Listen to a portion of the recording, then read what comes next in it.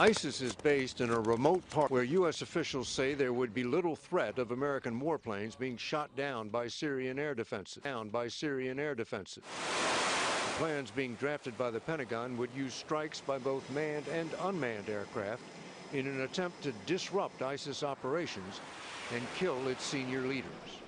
The planning began in earnest following last week's execution of journalist James Foley.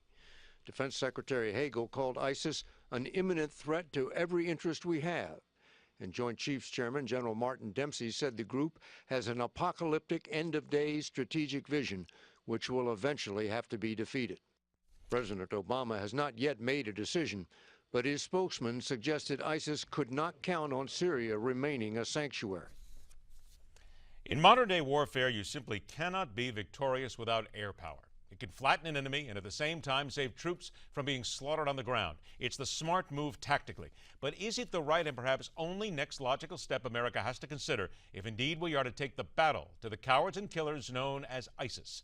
Welcome to MidPoint, former CIA Covert Operations Officer, President of Diligence LLC, a global intelligence and security firm. Mike Baker joins us on the show. Mike, thanks a lot for being here today.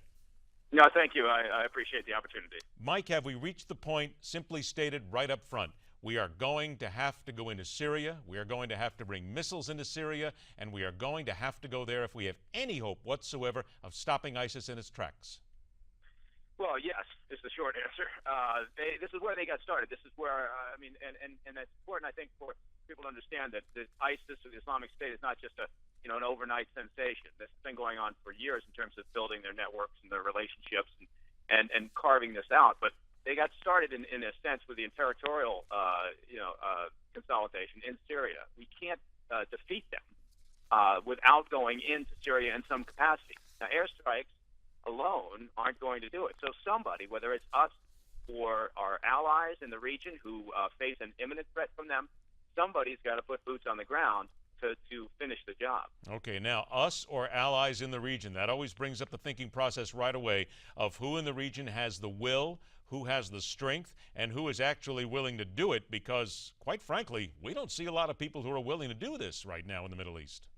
No, that's correct. You raise a very, very important point. And also, do we have the leverage to strong-arm them into taking action? Now, the Turkish military and Turkish government are prime candidates for this. The Islamic State has been busy trying to consolidate territory along the Syrian-Turkish border for some time, disrupting the flow of resources between the Turkish military and the Free Syrian Army, as an example. So the Turks have a lot at stake here. So do the Jordanians. So do others in the region. The Saudis understand that. But do we have the leverage? Do we have the ability and the aggressiveness to put together a coalition to get them committed to forces on the ground? I don't know. Let me ask a real simple question then that people would put to you, and I'm sure they might have had from many different perspectives before. But you talk about the Turks and the Jordanians.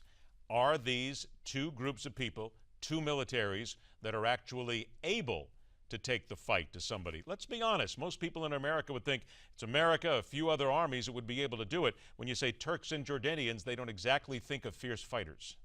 Well, they're very capable, frankly. The Jordanians have been strong allies of ours for a long time. The Turkish military is extremely capable, well-resourced, and they could, yes, they could do this.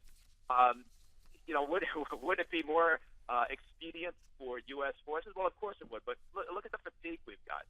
I don't think there's a political or public will to engage in a big way. Certainly airstrikes, because that's a bit of a more of a remote issue. And you talk about the drone campaign, and it's kind of sight unseen. So the White House can push in that regard, but I don't think the White House has the political will to try to engage U.S. forces on the ground in a meaningful way. So we have to turn to our allies, and there will be some coercion that will be necessary. All right, let me talk about the drones here for a second. I'm going to read something here that you won't be able to see. People in the audience will. This is from Eric Thompson, the Senior Strategic Studies Analyst at the Center for Naval Analyses. It is a company that advises the U.S. military as part of the CNA Corp think tank in Virginia. Here's what he said. Flying aircraft over Syria is very different than in Iraq. There are more sophisticated air defenses, some in the hands of ISIS. Okay, what does that mean then? And does that mean that eventually, or at least first off, we would see drones carrying missiles so that we cut down on potentially some of the instances of injury that could happen to American pilots? Well, certainly, yeah. That's not rocket science. I mean, we know for years now, courtesy of Russia, the Syrians have a very robust air defense system. Now, it's more complete and more robust in parts of Syria than in others, but it is a threat, and it's a risk that we would be facing. But we have a variety of options. It's manned and unmanned airstrike. It's cruise missiles. There are ways that we can deliver the pain that I think would be effective to some degree. But I think ultimately you would be talking, if all you're doing is an airstrike scenario, you would be talking about a policy of containment as opposed to a strategic plan to defeat ISIS. Mike, last question for you, 30, 40 seconds here. I mentioned this earlier on. The Senate Intelligence Committee, there is a report that will slam the CIA for the Bush-era interrogation program. We speak specifically about the enhanced interrogation tactics, the EITs. In your opinion, do we need these? Is it absolutely necessary? If we're going to get the actionable information and intelligence that we need, guess what, kids? Sometimes you got to break the rules, or is that simply just outdated thinking?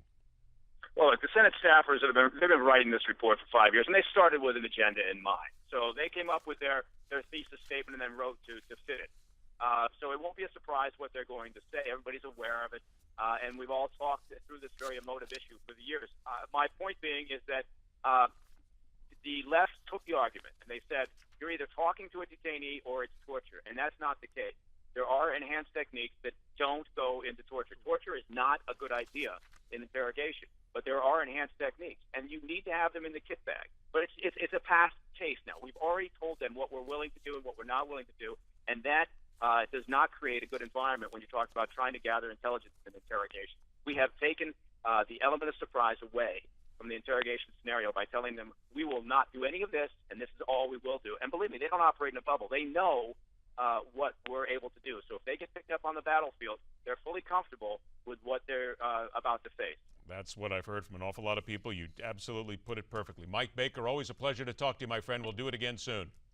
Look forward to it. Thank you so much. All right, now let us spin to the opinionator on what we have just heard. Nationally syndicated radio talker, streaking and streaming on Live 365. Brett Winterble joins us. Brett, thanks so much for being here. Ed, I appreciate being on the show. Brett, would you have any problem with Americans using torture in order to get actionable intelligence in order to stop an enemy?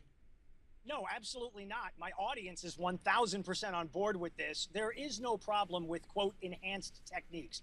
If you asked 100 people on the street today whether or not they would have been comfortable having that done to Mohammed Atta or Khalid Sheikh Mohammed before the 9/11 attacks in an effort to stop a 9/11 attack, they would have said absolutely do it. The American people don't care about waterboarding or any of that sort of stuff. They care about airplanes flying into the sides of buildings, Americans being beheaded, Americans being attacked. Absolutely, enhanced techniques are the way to go. Well, enhanced techniques, but what about torture? There's a difference. Torture's, look, depends on how you're going to define torture. Some people think sleep deprivation is torture. Loud music is torture. Obviously, we could all agree pulling fingernails out of a hand is torture. Sure, absolutely. But in terms of waterboarding, in terms of exposing people to uncomfortable temperatures to get them to talk, I don't think the average American has. I don't have any problem with that if we're using it against guys like ISIS or Al-Qaeda or the Al-Nusra Front. These guys are enemies. They don't follow the Geneva Conventions. I'm not saying we need to get in the gutter to fight them, but we have to prevent the future attacks that may be coming. All right, Brent, about a minute left here right now. We talked about the potential of having to go into Syria now. This is the place where we got to get after ISIS. People say that we have to go there. Wait a minute, we're talking about the invasion of another sovereign nation here. How do you and your audience feel about that? Look, unfortunately, that part of Syria isn't really Syrian. I mean, it's controlled by ISIS. This is a piece of territory controlled by this terrorist organization. I would defy Bashar Assad to go in there and try to exercise some sort of control. He's the president of Damascus at this point. So in terms of sending in military assets, airstrikes, drones, I'm absolutely on board. I agree with Mike Baker in the last segment, in the last portion of the conversation. You need to go to the Jordanians or the Turks or some other regional actor to help with the heavy lifting. The Jordanians would be willing to do it because they are directly threatened next by ISIS. So yeah, absolutely. You put boots on the ground. You do whatever it takes to defeat these guys in a big way. Would you trust the Jordanians and others to get the job done? Well, look, there's a gun to the Jordanians' heads. There's a knife to the heads of the throats of the Turks. I think they have to. Remember, Turkey's a NATO country. Love them or hate them, they are part of NATO. and they are reliable militarily. The Jordanians helped us in Libya to a large extent and in other ways, and they are regarded as a moderate Islamic regime. The fact of the matter is, you got to go to the party with the people that are going to bring you, and these two people will bring you. Brett Winterble, it's always a pleasure to have you on the show, my friend. Thanks so much. We'll talk to you again soon. Thanks, Ed. I appreciate it. All right, later on this hour, the Department of Justice is coming for your music. And after the break, follow the money in the American political machine. Go right to the super PACs on both sides of the aisle. Next on MidPoint.